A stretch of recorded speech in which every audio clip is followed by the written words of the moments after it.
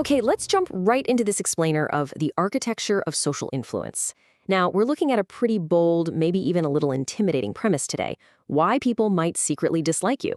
But hey, don't worry, by the time we wrap up, you're not going to feel intimidated at all. Actually, you're going to feel completely empowered.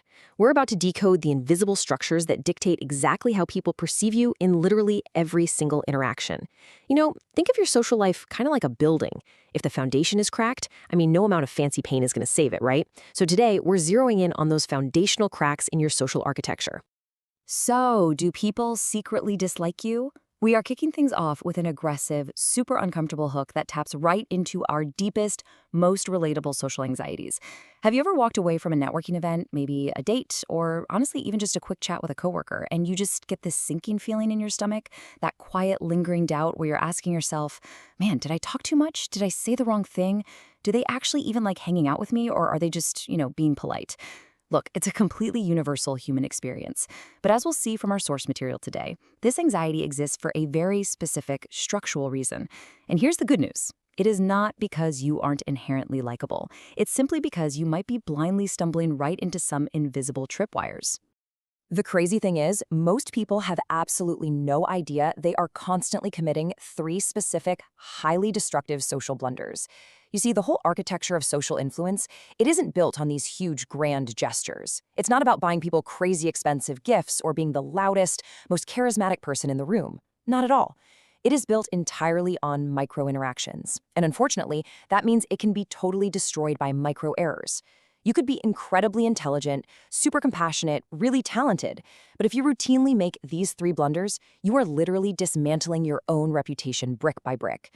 People are going to pull away from you, and honestly, the worst part is they will never actually tell you why. So, what exactly is a reputation killer? Well, it's a hidden social trap that instantly destroys how others perceive you. And this is the kicker, before you even realize you've made a mistake.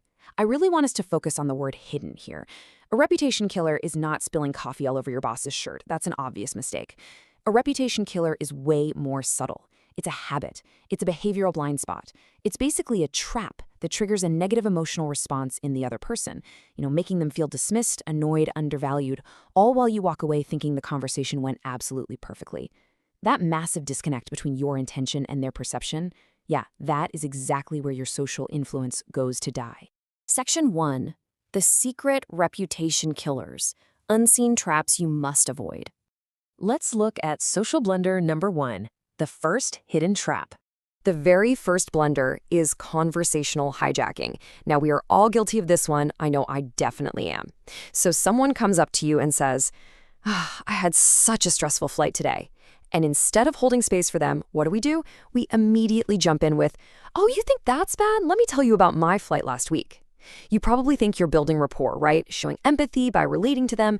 But within the architecture of influence, you're actually stealing their spotlight. You are making it all about you, and it makes the other person feel totally invisible. The fix here is what we call centered listening. When someone shares an experience, you simply pivot that spotlight right back to them. You just ask, wow, how did you handle that? Or tell me more. It is a microscopic shift in your wording, but it massively elevates your likability. Moving on to social blunder number 2, the second hidden trap. This blunder is unsolicited problem solving. Picture this for a second. A colleague, or maybe your partner, comes to you just venting about a really frustrating problem. Almost instantly, your brain snaps into fix-it mode, right? You start listing out all the things they need to do to solve the issue.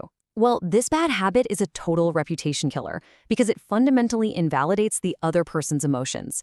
It sends this subconscious signal that you think you're smarter than they are, and that they're just a project for you to fix, rather than, a human being who just needs to be heard. The solution here is brilliant but simple. Establish the terms of the conversation.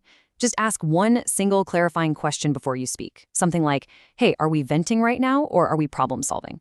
By giving them that choice, you instantly restore their agency. You become their ally, not their manager. And now for social blunder number 3, the final hidden track. This final blunder is the divided presence. It's that super quick glance at your smartwatch while someone is talking. It's keeping your phone face up on the table during dinner.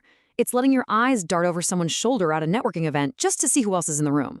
Doing this tells the person in front of you, structurally and fundamentally, you are just not important enough to hold my full attention. It is absolutely devastating to your social influence. The fix? total unbroken presence. Now, it sounds simple, but man, it requires discipline. Put the phone away. Actually turn your shoulders to square up with the person speaking. Maintain comfortable eye contact. Look, in a society where everyone's attention is completely fractured, giving someone your undivided focus is incredibly rare. It's magnetic. It instantly sets you apart and commands immense respect.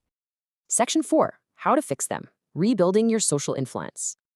Okay, so the path to restoring your social influence really just follows 3 clear, actionable steps, giving you complete control over your social destiny.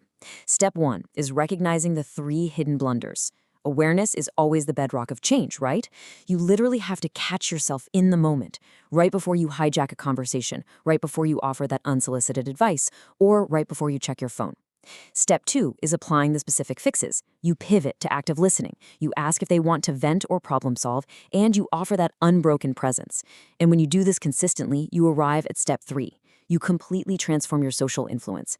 People are going to naturally gravitate towards you. They will feel heard, respected, and valued in your presence. And as a result, your reputation becomes completely bulletproof. Section 5. Your next steps. Taking action today. So now that you've seen the blueprint of these blunders, you really can't unsee it. The very next time you're in a conversation, you're going to feel that urge to jump in and make it about yourself. You're going to feel your phone buzz in your pocket, and in that exact fraction of a second, you have a choice to make. You have to ask yourself, will you let these hidden blunders continue to kill your reputation? This is where the rubber meets the road. Stop these 3 blunders starting with your very next conversation, whether it's with your barista or your boss.